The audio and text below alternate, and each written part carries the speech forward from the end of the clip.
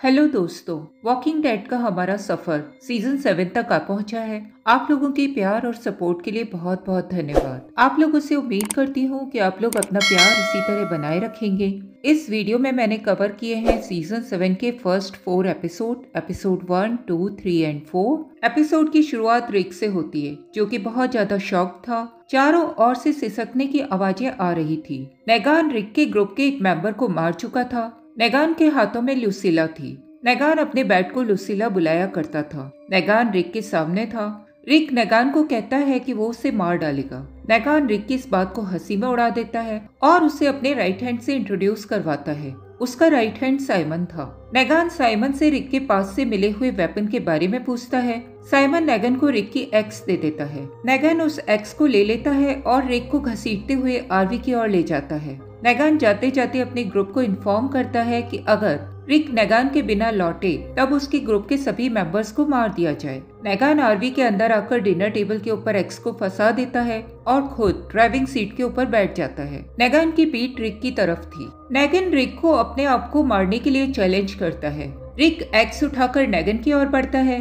नेगन रिक की ओर मुड़ जाता है। उसके हाथ में राइफल थी और रिक उसके निशाने पर था। नेगन रिक को एक्स नीचे रखने के लिए कहता है और आरवी को ड्राइव करता हुआ वहां से दूर ले जाता है। नेगन लगातार फॉग और स्मोक के बीच में से आरवी को ड्राइव करता हुआ वॉकर्स को कुचलते हुए आगे बढ़ रहा था और साथ ही रिक को टॉन्ट कर रहा था कि क्या उसे वो सब कुछ होता हुआ देखकर कुछ याद आ रहा था। उस मोमेंट पर रिक को ग्लैन और रोशिता से जुड़ी हुई मेमोरीज याद आती हैं। नेगन आगे जाकर आरवी को रोकता है। आरवी के चारों तरफ बहुत सारे वॉकर्स मौजूद थे। नेगन रिक को धमकी देता है और उसे कहता है कि वह अब उसे बिलोंग करता है। वह रिक को आगे कहता है कि उसका पूरा ग्रुप उसे बिलोंग करता है और रिक को और उसके पूरे ग्रुप को अब नेगन को फॉलो करना पड़ेगा। नेगन रिक की एक्स को आरवी की छत के ऊपर फेंक देता है और रिक को उसे लाने का ऑर्डर देता है। रिक बहुत ज्यादा शॉक्ड था। वो एकदम से कोई भी रेस्पॉन्स नहीं देता। तब नेगन उसके ऊपर बहुत जोरों से चिल्लाने लग जाता है और रिक को दरवाजे की ओर धक्का दे देता है।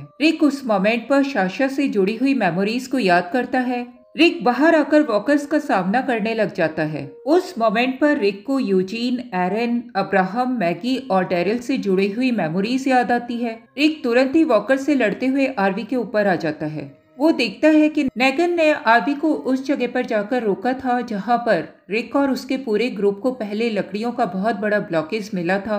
रिक देखता है कि ब्रिज से लटका हुआ आदमी एनिमेटेड हो चुका था। उस मोमेंट पर रिक मिशॉन और कार्ल से जुड़ी हुई मेमोरीज को याद करता है। रिक अभी अभी गुजरे मोमेंट को याद करके बहुत ज्यादा डर जाता है। एपिसोड में कुछ समय पहले हो चुका इवेंट दिखाया जाता है जब नेगन रिक के ग्रुप के एक मेंबर को सिलेक्ट करने के लिए इना मीना माइना मो गेम खेल रहा था। नेगन अचानक ही अब्राहम के सामने आकर रुक जाता है। उसका इरादा अब्राहम को मारने का था।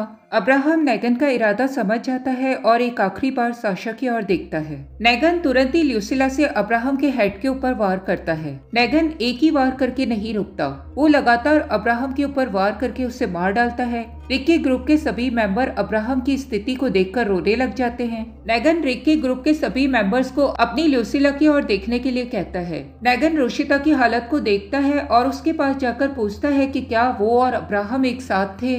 नेगन रोशिता को लुसीला की तरफ देखने के लिए फोर्स करने लग जाता है, जबकि रोशिता लगातार नेगन को इसके लिए मना कर रही थी। उस मोमेंट पर डेरिल उठकर नेगन के सामने आ जाता है। डेरिल, जो कि अब तक बहुत ज्यादा गुस्से में आ चुका था, वो तुरंत ही उठकर नेगन के मुंह पर एक पंच मारता है। दो सेव्योर्स तुरंत ही डेरिल को पकड़ लेते हैं। ड्वाइट उस मोमेंट पर क्रॉसबो से डेरिल को मारना चाहता था, लेकिन नेगन डेरिल को मारने के लिए मना कर देता है। डेरिल के अचानक हमले से नेगन बहुत बुरी तरह चिढ़ गया था। वो रिक के पूरे ग्रुप को याद दिलाता है कि उन्हें हर गलत काम के लिए एक पनिशमेंट मिलेगी, क्योंकि अगर नेगन ने उन लोगों के किसी भी गलत काम को इग्नोर किया तो वो लोग भविष्य में उसके लिए खतरा साबित हो सकते थे। नेगन तुरंत ही आगे बढ़कर लुसीला से ग्लैन के ऊपर वार करता है। मैगी ये देखकर बहुत जोरों से चिल्लाने लग जाती है। ग्लैन उस हालत में मैगी से कहता है कि वो उसे ढूंढकर उसके पास जरूर आएगा। नेगन उस मोमेंट पर ग्लैन को बहुत जोरों से वार करके मार डालता है। रिक और उसके ग्रुप के सभी लोग अब्राहम और ग्लैन की की इस प्रकार हुई मौत को देखकर बहुत ज्यादा डर जाते हैं। एपिसोड एक बार फिर से प्रेजेंट में आता है। रिक कार्वी के ऊपर लेटा हुआ था और एक्स उसके बाजू में पड़ी हुई थी। रिक ग्लैन और अब्राहम की डेथ को याद करके बहुत बुरी तरह से चिल्लाने लग जाता है। रिक तुरंत ही उठता है, वो अपनी एक्स को उठाता है और ब्रिज से लटक रहे वॉकर के ऊपर कूद जाता है। इस बीच रिक की एक्स नीचे गिर जाती है। रिक उस लटके हुए वॉकर को पकड़े हुए था और नीचे मौजूद वॉकर्स रिक को खींचने की कोशिश कर रहे थे। तभी नेगान आरवी की एक विंडो को खोलकर रिक के नीचे मौजूद बहुत सारे वॉकर्स को मार डालता है। तभी उस वॉकर की बॉडी जिसके ऊपर रिक लटका हुआ था नीचे गिर जाती है। रिक भी उसके साथ नीचे गिर जाता है। नेगन रिक को तुरंत ही अपनी एक्स लेकर अंदर आने के लिए कहता है। रिक वहीं मौजूद अपनी एक्स उठाता है और वॉकर्स को मारता हुआ आरवी के अंदर आ जाता है। रिक के अंदर आने के बाद नेगन एक बार फिर से आरवी को स्टार्ट करके ड्राइव करता हुआ अपनी पुरानी जगह पर वापस आता है। नेगन रिक की एक्स को उठाता है और उसके ब्लड स्टेन साफ करके उसे रिक को पकड़ा देता है। नेगन रिक को कहता है कि रिक की और उसके पूरे ग्रुप की लाइफ अब नेगन के कंट्रोल में है। नेगन आरवी के दरवाजे को खोलकर उसे घसीटते हुए उसे बाकी ग्रुप मेंबर्स के पास लेकर आता है। नेगन रिक को क्लियर करता है कि उसे ड्राइव पर ले जाने का नेगन का मकसद सिर्फ रिक की नजरों को उसके लिए बदलना था। नेगन देखता है कि रिक अभी भी उसे उन्हीं नजरों से देख रहा था। नेगन को रिक की आंखों में डर नजर नहीं आ रहा था। नेगन ये देखकर अपने आदमियों को रिक के ग्रुप के सभी मेंबर्स को गन पॉइंट पर लेने के लिए कहता है और वो कार्ल को अपने पास बुलाता है। नेगन कार्ल के हाथ को बेल्ट से बांधकर उसे जमीन पर नीचे लिटा देता है। वो कार्ल के हाथ के ऊपर एक निशान लगाकर रिक को उसे वहां से काटने के लिए कहता है। नेगन रिक को धमकी देता है कि अगर उसने कार्ल की बाजू को नहीं काटा तो वो उसके ग्रुप के सभी मेंबर्स को मार डालेगा। रिक और वहाँ मौजूद रिक के ग्रुप के सभी मेंबर्स ये सुनकर बहुत ज्यादा घबरा जाते हैं। रिक कार्ल को इस सिचुएशन में देखकर बहुत ज्यादा डर जाता है। वो नेगन से रिक्वेस्ट करता है कि कार्ल की जगह उसकी बाह काट दी जाए। नेगन रिक की इस बात पर कोई भी ध्यान नहीं देता और वो उल्टी गिनती गिनना शुरू कर देता है। कार्ल ये सब देखकर रिक को अपनी बाह काटने के लिए कहता है। रिक और कोई रास्ता न देखकर एक्स लेकर कार्ल का बाजू काटने के लिए आगे बढ़ता है। तभी नेगन उसे रोक देता है। वो रिक के चेहरे को देखता है। उसे रिक इस वक्त पूरी तरह से टूटा हुआ महसूस होता है। नेगन रिक से कहता है कि वो उसे सर्व करने के लिए कसम खाए। रिक भी उस समय नेगन के सामने सिर झुकाकर खड़ा हो जाता है। नेगन ड्वाइट को डैरिल को वैन में बिठाने के लिए कहता है और रिक को क्लियर करता है कि अब डैरिल उसके कब्जे में रहेगा। नेगन रिक के ग्रुप से सप्लाईज कलेक्ट करने के लिए एक ट्रक को वहीं पर छोड़ देता है और वो जाते जाते रिक से कहता है कि वो एक हफ्ते बाद उसकी कम्युनिटी में आकर उससे मिलेगा। नेगन के साथ सभी सेवियर्स वहां से चले जाते हैं। एक सेवियर जाते जाते ग्लैन की बॉडी का पोलराइड फोटोग्राफ ले लेता है। उन लोगों के जाने के बाद मैगी अपनी जगह से उठती है और ग्लैन की बॉडी के पास आ जाती है। रिक मैगी को उस मोमेंट पर अपने साथ हिलटॉप तक चलने के लिए कहता है, लेकिन मैगी उस पूरे ग्रुप को अलेक्जेंड्रिया जाकर लड़ाई के लिए तैयारी करने के लिए कहती है। वो अकेली ही हिलटॉप जाना चाहती थी।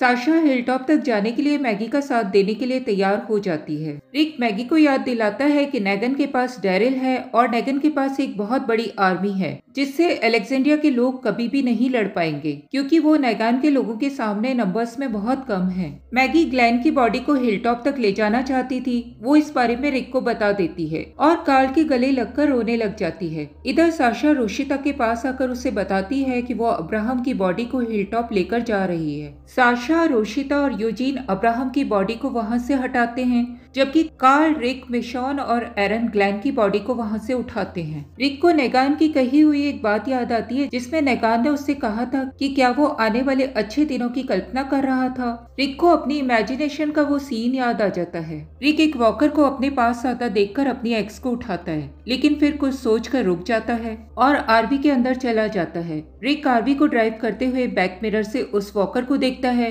रिक इस वक्त बहुत टूटा हुआ दिखाई दे रहा था। एपिसोड की शुरुआत में कैरल को दिखाया जाता है जो कि एक हॉर्स कार्ट में लेटी हुई थी। उसे होश आता है। वो अपने चारों ओर देखती है और दोबारा से बेहोश हो जाती है। कैरोल को एक बार फिर से होश आता है। वो मॉर्गन और उन दो आदमियों को वॉकर से लड़ते हुए देखती है। कैरोल इस वक्त पूरी तरह से होश में नहीं थी, वो हेलुसिनेशन में थी। उसे अपने आसपास मौजूद वॉकर्स लिविंग दिखाई देते हैं। कैरोल उस वक्त बहुत ज्यादा वीक थी। वो वहाँ से भाग लेती है। कैरोल भागते भागते ही एक कॉटेज के सामने पहुँचती है। उस कॉटेज के अंदर कैरोल को एक औरत नजर आती है, लेकिन तभी अचानक कैरोल पूरी तरह से होश में आ जाती है और वो औरत उसे वॉकर के रूप में दिखाई दे जाती है। बहुत से लोग घोड़ों पर बैठे हुए वॉकर्स को मारते हुए कैरोल की तरफ आते हैं। मॉर्गन और कैरोल उन लोगों के ग्रुप को ज्वाइन कर लेते हैं। मॉर्गन वहीं मौजूद एक मेल बॉक्स के फ्लैग को ऊपर कर देता है। अगले सीन में कैरोल की नींद खुलती है। मॉर्गन उसे बताता है कि वो पिछले 2 दिन से बेहोश थी। मॉर्गन कैरोल को एक व्हील चेयर पर बिठाता है और उसे बताता है कि इस वक्त वो लोग एक कम्युनिटी में हैं जिसे द किंगडम बुलाया जाता है। कैरोल एक नजर उस कम्युनिटी को देखती है जो कि बहुत अच्छी दिखाई दे रही थी। मॉर्गन कैरोल को बताता है कि उसे ठीक होने में अभी 1 हफ्ते का समय और लगेगा और इसके बाद वो लोग अलेक्जेंड्रिया जा सकते हैं। मॉर्गन कैरोल को बताता है कि उस किंगडम का एक राजा है जिसका नाम किंग इज़ेकियल है। मॉर्गन उसी वक्त कैरोल को एक थिएटर ऑडिटोरियम के अंदर ले जाता है। कैरोल वहां सामने थ्रोन पर बैठे हुए किंग इज़ेकियल को देखती है और उसके पास ही उसका टाइगर शिवा चेन से बंधा हुआ बैठा हुआ था। इज़ेकियल कैरोल का अपने किंगडम में वेलकम करता है और उसे अपना इंट्रोडक्शन देता है। कैरोल इज़ेकियल के सामने बहुत ही अच्छे होने का दिखावा करती है और उससे बहुत अच्छे से बात करती है। इज़ेकियल कैरोल को फ्रूट्स ऑफर करता है लेकिन कैरोल धीरे से उन्हें लेने से मना कर देती है। मॉर्गन और कैरोल जब उस थिएटर से निकलने लगते हैं तब कैरोल मॉर्गन को क्लियर करती है कि वो इस किंगडम में ज्यादा दिन तक नहीं रुकेगी। कैरोल मॉर्गन को बताती है कि उसे ये किंगडम और उसका राजा एक सर्कस के समान लगे थे। मॉर्गन उस वक्त कैरोल की बात को सुनकर उसे कोई भी जवाब नहीं देता। अगले सीन में इज़ेकियल मॉर्गन और अपनी एक टीम लेकर 2 ट्रकों के साथ किंगडम से बाहर निकल जाता है। इज़ेकियल का पूरा ग्रुप पासी के एक टाउन से बहुत सारे पिग्स को पकड़ते हैं और उन्हें ले जाकर एक बड़ी सी बिल्डिंग के अंदर बंद कर देते हैं जहाँ पहले से बहुत सारे वॉकर्स मौजूद थे। पिग्स उन वॉकर की बॉडी से अपना पेट भरते हैं। मॉर्गन ये सब कुछ होता हुआ चुपचाप देख रहा था। वो इज़ेकियल से इन सब का कारण पूछता है। तब इज़ेकियल उसे क्लियर करता है कि वो चाहता है कि पिग का पेट पूरी तरह से भरा हुआ रहे। कुछ वॉकर्स इज़ेकियल के ग्रुप के पास पहुंच जाते हैं। रिचर्ड उन्हीं लोगों के ग्रुप में मौजूद एक लड़के बेंजामिन को उस वॉकर से लड़ने के लिए कहता है। बेंजामिन उस वॉकर से लड़ाई करता है लेकिन उसे मार नहीं पाता। तब इज़ेकियल आगे बढ़कर उस वॉकर को मार डालता है। इज़ेकियल मॉर्गन से अपनी पिग की हंटिंग को किंगडम के लोगों से सीक्रेट रखने के लिए कहता है। किंगडम में वापस आने के बाद इज़ेकियल मॉर्गन की फाइटिंग स्किल की बहुत ज्यादा तारीफ करता है और उसे बेंजामिन को ट्रेन करने के लिए कहता है। मॉर्गन बेंजामिन को ट्रेन करने के लिए रेडी हो जाता है। मॉर्गन बेंजामिन को ट्रेन करता है। वो देखता है कि बेंजामिन के मूव्स बहुत ज्यादा फास्ट थे। वो उन्हें स्लो करने के लिए कहता है। इधर कैरोल अकेली ही व्हील चेयर पर किंगडम का एक राउंड लगा रही थी। वो चुपचाप किंगडम की टेबल पर रखा हुआ एक चाकू उठा लेती है। कैरोल किंगडम के ही एक आदमी को डिस्ट्रैक्ट करके वहां से कुछ कपड़े उठा लेती है। इज़ेकियल मॉर्गन और बेंजामिन को प्रैक्टिस करते हुए देखकर बहुत खुश होता है। मॉर्गन और बेंजामिन दोनों ही प्रैक्टिस से थोड़ी देर के लिए ब्रेक लेते हैं। बेंजामिन मॉर्गन के पास the art of peace book देख चुका था। वो उससे पढ़ने के लिए उस बुक को ले लेता है। इज़ेकियल उस वक्त वहां आकर मॉर्गन और बेंजामिन को अपने साथ चलने के लिए कहता है। रिचर्ड मॉर्गन को अपने साथ गन कैरी करने के लिए कहता है। इज़ेकियल मॉर्गन और अपनी टीम के साथ एक पार्किंग लॉट में पहुंच जाता है। इज़ेकियल ने वहां मौजूद एक ट्रक में उन पिग्स की बॉडी को रखा हुआ था। तभी वहां पर सेवियर्स का ग्रुप पहुंचता है। उन लोगों का लीडर गेविन उन पिग्स की बॉडी को देखकर बहुत ज्यादा खुश हो जाता है। वो इज़ेकियल को कहता है कि इस बार के पिग्स पिछले बार के पिग्स से ज्यादा बड़े थे। जब पिग्स को ट्रक में लोड किया जा रहा था तब एक सेवियर जैरेड की रिचर्ड से लड़ाई हो जाती है। इज़ेकियल के ग्रुप के सभी लोग गन लेकर सेवियर से लड़ने के लिए तैयार हो जाते हैं। इज़ेकियल ये देखकर उन्हें अपने वेपन्स डाउन करने के लिए कहता है।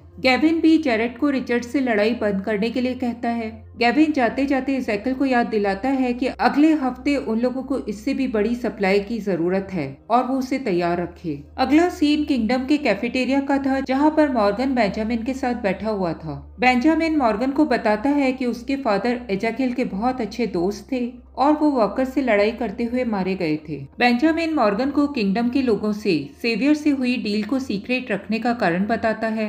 इज़ेकियल को ऐसा लगता था कि किंगडम के सभी लोग सेवियर से लड़ना पसंद करते, जबकि वो सेवियर्स को अपने किंगडम से दूर रखना चाहता था और इसीलिए उसने अपने किंगडम के लोगों से इस डील को सीक्रेट रखा था। बेंजामिन ने मॉर्गन की बुक आर्ट ऑफ पीस को पढ़ लिया था और वो उससे पूछता है कि क्या वो भी किलिंग के फेवर में नहीं है।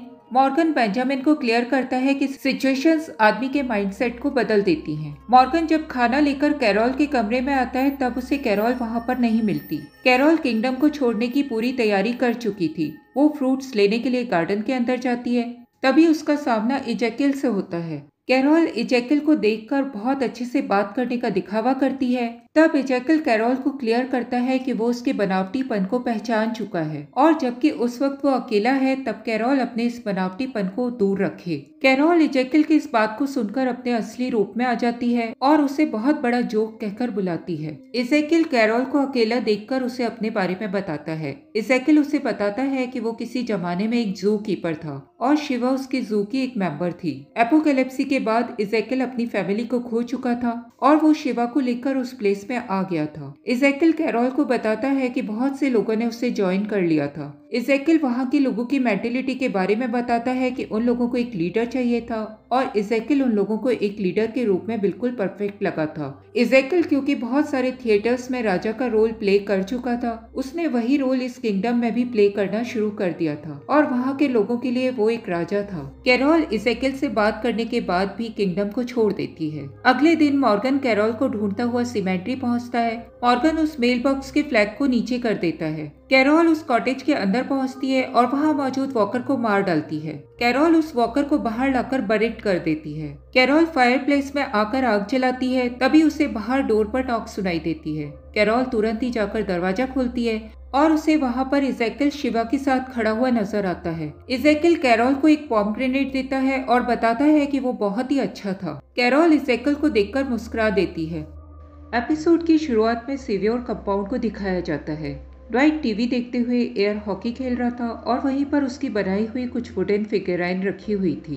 ड्वाइट मार्केट जाता है और वहां पर ब्रेड लाइन को क्रॉस करते हुए आगे जाकर ब्रेड लोफ को ले लेता है। वो रास्ते में कुछ वर्कर्स को लाल बाल वाले आदमी को मारते हुए देखता है। ड्वाइट तुरंत ही उस लाल बाल वाले आदमी के घर जाता है और वहां से एक मस्टर्ड जार और कुछ पिकल्स कलेक्ट कर लेता है। वो वहीं के वेजिटेबल गार्डन से कुछ टोमेटोज और कुछ एग्स भी कलेक्ट कर लेता है।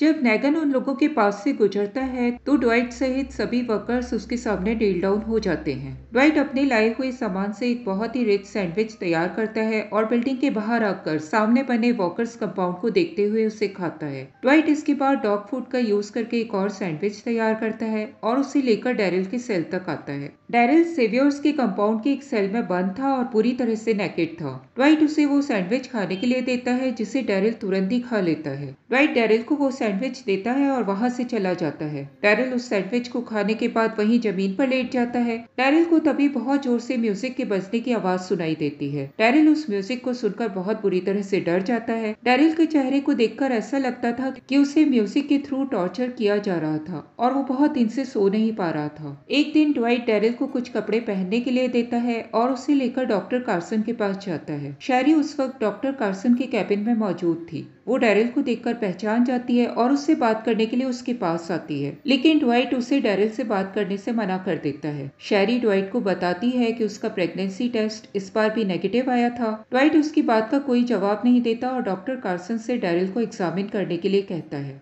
डॉक्टर कार्सन डैरिल के इंज्योर्ड शोल्डर को एग्जामिन करते हैं, लेकिन उसे ये भी बताते हैं कि इसका इलाज वो नेगन के कहने से ही करेंगे। ड्वाइट डैरिल को लेकर सेल की ओर वापस आ रहा था, तब रास्ते में उसकी मुलाकात नेगन से होती है। नेगन ड्वाइट से अकेले में बात करना चाहता था। ड्वाइट डैरिल को एक और बिठाकर नेगन से बात करने के लिए चला जाता है। डैरिल अपने सामने मौजूद एक अपार्टमेंट को देखता है जो कि फुली फर्निश्ड था। ड्वाइट वहां से डैरिल को सीधा वॉकर्स कंपाउंड की ओर ले जाता है। वहां पर लाल बाल वाला आदमी रिएनिमेट होकर आ चुका था और वर्कर्स उसे कंट्रोल कर रहे थे। ड्वाइट डैरिल को सजेस्ट करता है कि नेगन के साथ हुई बातचीत में वो सही डिसीजन लेने की कोशिश करे। सेल में वापस लौटने के बाद डैरिल ड्वाइट को बताता है कि वो नेगन के सामने कभी भी घुटने नहीं टेकेगा। ड्वाइट डैरिल की इस बात को सुनकर उसे कहता है कि उसने भी किसी वक्त नेगन को यही जवाब दिया था और वो वहां से चला जाता है। डैरिल बहुत ज्यादा फ्रस्ट्रेट हो जाता है और सेल के दरवाजे को जोर जोर से मारने लग जाता है। ड्वाइट नेगन के पास जाकर उसे डैरिल के बारे में बताता है। तब नेगन उसे कहता है कि कुछ लोगों को तोड़ना आसान नहीं होता। नेगन उस वक्त ड्वाइट को अपनी एक वाइफ के साथ रात बिताने का ऑफर देता है, लेकिन ड्वाइट नेगन को इसके लिए मना कर देता है। नेगन ये सुनकर बहुत ज्यादा गुस्सा हो जाता है। तभी उसे वॉकी टॉकी पर एक वर्कर के भाग जाने का मैसेज आता है। ड्वाइट ये सुनकर तुरंत ही उस वर्कर को पकड़ने के लिए बाहर चला जाता है। डैरिल अपने सेल में बंद था। जॉय उसके लिए सैंडविच लेकर आता है और जाते वक्त दरवाजा लॉक करना भूल जाता है। डैरिल ये देखकर उस सेल से बाहर निकल जाता है। डैरिल सेल से बाहर निकलकर कॉरिडोर में आ जाता है। शैरी डैरिल को कॉरिडोर में देख लेती है और उसे वापस सेल में जाने के लिए कहती है। वो डैरिल को वार्न करती है कि अगर वो पकड़ा गया तो नेगन उसके साथ अच्छा व्यवहार नहीं करेगा। डैरिल शेरी की बात को इग्नोर करते हुए कंपाउंड के बाहर निकल जाता है। कंपाउंड के बाहर निकलते ही डैरिल चारों ओर से सेवियर से घिर जाता है। तभी वहां पर नेगन भी पहुंच जाता है। नेगन वहां मौजूद सभी वर्कर से पूछता है कि वो लोग कौन हैं और सभी उसे एक ही जवाब देते हैं कि वो नेगन है। नेगन इसके बाद यही सवाल डैरिल से पूछता है, लेकिन डैरिल चुप रहता है। नेगन डैरिल को बताता है कि वो नेक्स्ट लेवल तक जाने के लिए अभी तैयार नहीं हुआ है। वो उसे चुनने के लिए 3 ऑप्शन देता है, जिनमें से पहला ऑप्शन था मौत, दूसरे ऑप्शन में था पॉइंट्स के लिए काम करना और तीसरा नेगन के लिए काम करके बहुत अच्छी जिंदगी बिताना। डैरिल नेगन की इस बात का कोई जवाब नहीं देता। तब नेगन उससे बहुत ज्यादा चिढ़ जाता है और लुसील से उसे डराने लग जाता है। थोड़ी देर बाद नेगन वहां से चला जाता है और सभी सेवियर्स मिलकर डैरिल को मारने लग जाते हैं। इधर डैरिल को एक बार फिर से सेल में बंद कर दिया जाता है। शेरी डैरिल से मिलने के लिए आती है और उसे जंगल में उसकी चीजें चुराने के लिए सॉरी कहती है। इधर हाईवे पर ड्वाइट को भागा हुआ वर्कर गॉर्डन मिल जाता है। गॉर्डन ड्वाइट से अपने आप को मार डालने के लिए कहता है। गॉर्डन आश्चर्य करता है कि कैसे सब लोग नेगान से डरा करते हैं और अपने आप को उसके हवाले कर दिया करते हैं। ड्वाइट गॉर्डन को धमकाने लग जाता है और उसके वापस न लौटने पर उसके परिवार को मारने की धमकी देता है। गॉर्डन इस धमकी को सुनने के बाद सेवियर कंपाउंड लौटने के लिए तैयार हो जाता है। ड्वाइट उसे पलटकर चलने के लिए कहता है और पीछे से उसे गोली मार देता है। ड्वाइट सेवियर कंपाउंड लौटकर आता है और उसका सामना शेरी से होता है। ड्वाइट शेरी से पूछता है कि क्या नेगन उसके साथ अच्छे से बर्ताव करता है। शेरी के हाँ कहने पर ड्वाइट उसे कहता है कि उन दोनों ने बिल्कुल सही डिसीजन लिया था। दोस्तों, उन लोगों ने क्या डिसीजन लिया था ये आपको थोड़ी देर में पता चल जाएगा। ड्वाइट डैरिल को सैंडविच देने के लिए जाता है, लेकिन इस बार डैरिल सैंडविच खाने से मना कर देता है। ड्वाइट एक पोलराइड फोटो को डैरिल के पास चिपकाकर वहां से बाहर निकल जाता है। डैरिल उस फोटो को देखकर उसे नीचे फेंक देता है। डैरिल एक बार फिर से उस फोटो को उठाता है और उसे देखकर बहुत जोरों से रोने लग जाता है। वो फोटो ग्लेन की डेड बॉडी की थी। ड्वाइट अभी तक सेल के बाहर खड़ा हुआ था। उसे डैरिल के रोने की आवाज सुनाई देती है। वो हंसता है और वहां से चला जाता है। अगले दिन ड्वाइट डैरिल को एफिशिएंसी डिपार्टमेंट में नेगन के पास लेकर जाता है। नेगन डैरिल को बताता है कि किस तरह से ड्वाइट ने उसके टॉप के आदमियों में अपनी पोजीशन बना ली थी। वो डैरिल को बताता है कि टीना और शेरी दोनों बहनें थी और पॉइंट्स के लिए उसके पास काम किया करती थी। टीना की शुगर का इलाज कराने के लिए बहुत कॉस्टली मेडिसिन लगा करती थी और उसके कमाए हुए पॉइंट्स उसके लिए कम पड़ जाते थे।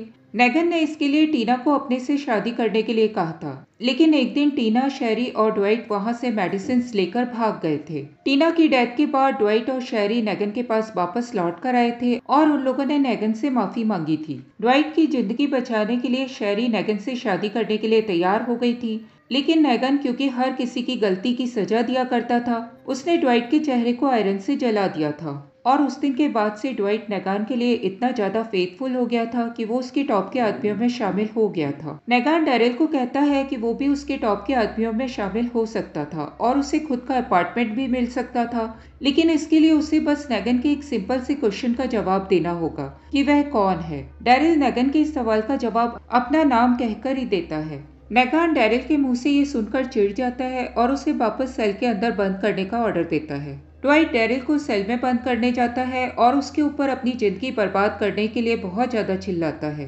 डैरिल ड्वाइट को कहता है कि वो अब जान चुका है कि ड्वाइट नेगन का साथ क्यों दे रहा था और वो इसके लिए कभी भी तैयार नहीं होगा। ड्वाइट अपनी बियर की बोतल लेकर एक बार फिर से वॉकर कंपाउंड के बाहर आ जाता है और वहां पर वो एनिमेटेड हुए गॉर्डन को देखता है।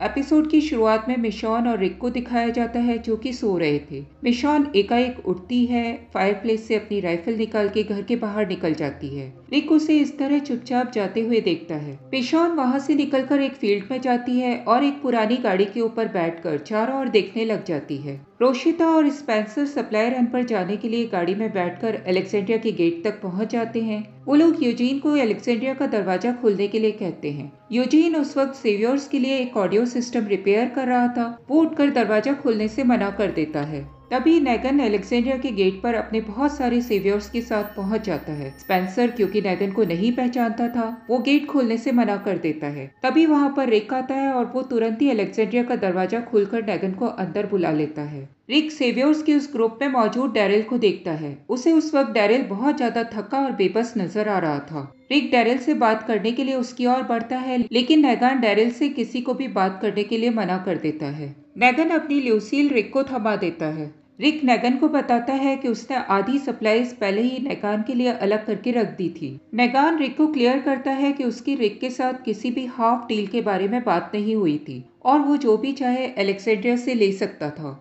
सभी सेवियर्स अलेक्जेंड्रिया में चारों ओर फैल जाते हैं और हर घर की तलाशी लेने लग जाते हैं। ड्वाइट रोशिता और स्पेंसर को अलेक्जेंड्रिया से बाहर निकलते हुए देख लेता है और वो उनके पास पहुंच जाता है। ड्वाइट रोशिता और स्पेंसर से उन लोगों के वेपन्स ले लेता है और उन लोगों की वाटर बॉटल को खाली कर देता है। ड्वाइट रोशिता से जंगल में छिपाई हुई डैरिल की मोटरसाइकिल लाने के लिए कहता है। इधर मिशॉन फील्ड में अकेली बैठी हुई चारों ओर देख रही थी। तभी उसे एक वॉकर अपनी ओर आता हुआ दिखाई देता है। मिशॉन अपनी राइफल उठाकर उसे निशाना बनाने लग जाती है, लेकिन उसका एक भी निशाना वॉकर को नहीं लगता। मिशॉन इस बात से फ्रस्ट्रेट होकर उस वॉकर को अपनी कटाना से मार डालती है। इधर अलेक्जेंड्रिया में सेवियर्स हर घर से फर्नीचर निकालकर बाहर कंपाउंड में इकट्ठा कर देते हैं। नेगान उस वक्त रिक से मैगी के बारे में पूछताछ करता है। गैब्रियल और रिक दोनों ही प्रिटेंड करते हैं कि मैगी अब इस दुनिया में नहीं है। गैब्रियल नेगान को ग्रेवयार्ड ले जाता है और वहां पर बनी हुई कुछ ग्रेव दिखाकर उन्हें ग्लेन अब्राहम और मैगी की ग्रेव बताता है। नेगान मैगी की डेथ के बारे में सुनकर हंसने लग जाता है और उन लोगों को कहता है कि उसने मैगी को अपनी वाइफ बनाने के बारे में सोच लिया था। तभी रिक को एक गन शॉट की आवाज सुनाई देती है। वो सभी लोग तुरंत ही इन्फर्मरी में जाते हैं, जहाँ पर कार्ल ने डेविड को निशाने पर लिया हुआ था और वो डेविड से वहां से उठाई गई मेडिसिन को वापस रखने के लिए कह रहा था। रिक तुरंत ही ये देखकर कार्ल को अपनी गन डाउन करने के लिए कहता है।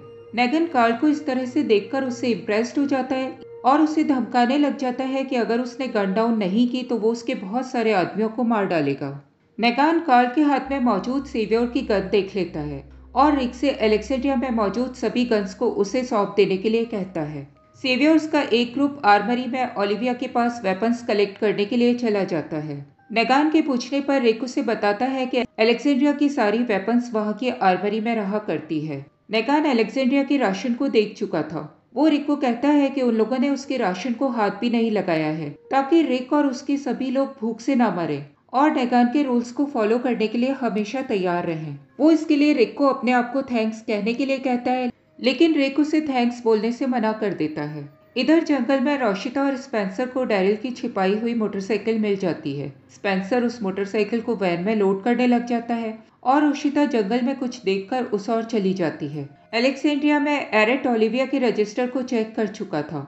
वो नेगन को आकर बताता है कि आर्मरी से 2 गन गायब हैं। नेगन ये देखकर रिक को उन 2 मिसिंग गन को ढूंढने के लिए कहता है। वो रिक को धमकी देता है कि अगर उसे गन नहीं मिली तो वो ओलिविया को मार डालेगा। रिक उन गन्स को ढूंढने के लिए अलेक्जेंड्रिया के लोगों की एक मीटिंग बुलाता है। मिसिंग गन के बारे में बात करने की बजाय अलेक्जेंड्रियन रिक से जानना चाहते थे कि अब वो नेगन का क्या करेगा। रिक उन सभी लोगों को बताता है कि नेगन से बचने का कोई भी रास्ता नहीं है और अब रिक की जगह नेगन ही वहाँ का इंचार्ज है। रिक एक बार फिर सभी लोगों से उन मिसिंग गन के बारे में पूछता है। यूजीन रिक को बताता है कि उस मीटिंग से बहुत सारे लोग गायब हैं। इधर रोशिता जंगल में पहुंच चुकी थी। वहां पर का सामना उन सेवियर से होता है जो कि रिएनिमेट हो चुके थे। उसे उनमें से एक वॉकर के पास एक गन मिल जाती है, लेकिन उस गन में गोलियां नहीं थी। तब तक स्पेंसर भी उसे ढूंढता हुआ वहां पर पहुंच चुका था। रोशिता स्पेंसर को कहती है कि उसे डाउट है कि नेगन अलेक्जेंड्रिया से सभी वेपन्स लेकर चला जाएगा और वो इसीलिए कुछ वेपन्स की तलाश कर रही थी,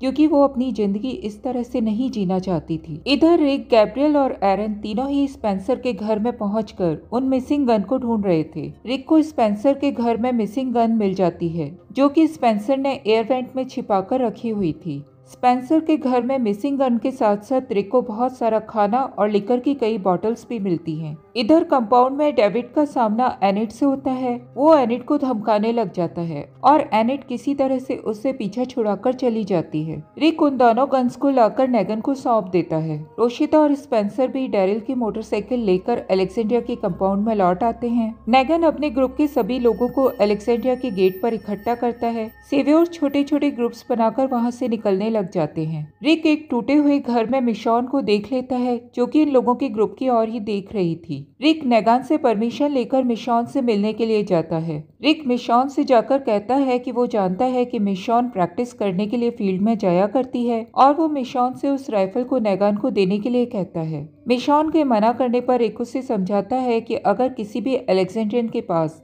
नेगान ने गन को देख लिया तो वो अलेक्जेंड्रियन को जिंदा नहीं छोड़ेगा। रिक मिशॉन की राइफल को लाकर नेगान को सौंप देता है। मिशॉन ने फील्ड में एक डियर को भी मारा था। रिक उस डियर की बॉडी को भी नेगान को दे देता है। रिक उस वक्त नेगान से पूछता है कि क्या डैरिल उन लोगों के साथ अलेक्जेंड्रिया में रुक सकता है। नेगान रिक के ग्रुप के लोगों से बहुत खुश था क्योंकि वो लोग उसके रूल्स को फॉलो कर रहे थे। नेगान डैरिल से पूछता है कि क्या वो अलेक्जेंड्रिया में रुकना चाहता था। डैरिल नेगान के इस सवाल का कोई भी जवाब नहीं देता, वो चुप रहता है। ड्वाइट स्पेंसर से डैरिल की मोटरसाइकिल ले लेता है और डैरिल के पास आकर उससे कहता है कि अगर वो उन लोगों के सवाल का सही जवाब दे देगा तो वो ये मोटरसाइकिल ले सकता है। डैरिल ड्वाइट की इस बात पर भी चुप ही रहता है और ड्वाइट डैरिल की मोटरसाइकिल लेकर बाहर चला जाता है। नेगन अलेक्जेंड्रिया छोड़कर जाने के लिए तैयार नहीं होता। वो रिक से थैंक्स बोलने के लिए कहता है और रिक मजबूर होकर आखिर में उसे थैंक यू बोल देता है। रिक अभी भी अपने हाथ में लुसिला पकड़े हुए था। वो लुसिला को बहुत जोर से कसकर पकड़ लेता है। रिक का मन कर रहा था कि वो उसी लुसिला से नेगान को मार डाले, लेकिन वो किसी तरह से अपने आप को कंट्रोल करता है। नेगन अलेक्जेंड्रिया से निकलते वक्त लुसिल को वापस रिक से ले लेता है। सभी सेवियर्स अलेक्जेंड्रिया की बहुत सारी चीजों को लेकर वहाँ से निकल जाते हैं। डैरिल भी उन लोगों के ग्रुप में शामिल था। रिक अलेक्जेंड्रिया के दरवाजे को बंद करता है और मुड़कर स्पेंसर के पास आता है। रिक स्पेंसर के ऊपर बहुत ज्यादा चिल्लाता है क्योंकि उसने अलेक्जेंड्रिया की बहुत सारी सप्लाईज को अपने घर में छिपाकर रखा हुआ था। स्पेंसर रिक के मुंह से ये बात सुनकर बहुत ज्यादा चिढ़ जाता है। वो रिक की लीडरशिप के ऊपर क्वेश्चन करने लग जाता है। वो रिक को ग्लेन और अब्राहम की मौत का जिम्मेदार ठहराता है। तब रिक गुस्से में आकर स्पेंसर को धमकी देता है। रोशिता रिक के मुंह से स्पेंसर में मिली हुई गन के बारे में सुन चुकी थी। वो स्पेंसर के पास जाकर उसके ऊपर बहुत गुस्सा करती है। वो उसे कहती है कि जब वो जंगल में एक गन के लिए वॉकर्स का सामना कर रही थी तब स्पेंसर ने उसे उन गन्स के बारे में क्यों नहीं बताया था। स्पेंसर रोशिता को क्लियर करता है कि उसे रिक के ऊपर विश्वास नहीं था। स्पेंसर के जाने के बाद रोशिता अपनी कार तक आती है और वहाँ से छिपाई हुई गन निकाल लेती है। इधर रिक अपने बेडरूम में ब्लैंकेट्स बिछा रहा था। उन लोगों के पूरे फर्नीचर और मैट्रेसेस सेवियर्स लेकर चले गए थे। मिशॉन रिक को उस वक्त एश्योर करती है कि उसके पास उस राइफल के अलावा और कोई भी वेपन नहीं है। मिशॉन रिक को याद दिलाती है कि वो लोग अभी तक इसीलिए जिंदा हैं क्योंकि उन लोगों ने जिंदा रहने के लिए लड़ाई की है। रिक मिशॉन को क्लियर करता है कि सेवियर्स नंबर्स में बहुत ज्यादा हैं और वो लोग बहुत कम। वो लोग उन लोगों का सामना नहीं कर सकते। मिशॉन रिक को हिलटॉप के लोगों की याद दिलाती है, पर रिक जानता है कि अलेक्जेंड्रिया के और हिलटॉप के लोग मिलाकर भी सेवियर्स के नंबर से कम ही होंगे। रिक मिशॉन को क्लियर करता है कि अब उन्हें एक्सेप्ट करना होगा कि नेगन उन लोगों का लीडर है और उन्हें इसी तरह की जिंदगी जीनी पड़ेगी। उस मोमेंट पर रिक मिशॉन से ये भी कन्फेस करता है कि वो जानता है कि जुडिथ उसकी डॉटर नहीं है, वो शैन और लॉरी की डॉटर है, लेकिन फिर भी वो उसे बहुत प्यार करता है। मिशॉन एक बार फिर से अलेक्जेंड्रिया से निकलकर उसी ग्रासी फील्ड में आ जाती है और उसी गाड़ी के ऊपर चढ़कर बैठ जाती है। मिशॉन को तभी एक और से धुआं उठता हुआ दिखाई देता है। वो धुआं का डायरेक्शन का पीछा करके उस जगह पर पहुंचती है और देखती है कि सेवियर्स ने अलेक्जेंड्रिया से लेकर गए हुए मैट्रिसेस को जला दिया था। मिशॉन ये सब देखकर बहुत ज्यादा गुस्से में आ जाती है। रोशिता को अलेक्जेंड्रिया में एक बुलेट का खाली केस मिलता है। वो उस केस को लेकर यूजीन के पास जाती है और उसे और बुलेट्स बनाने के लिए कहती है।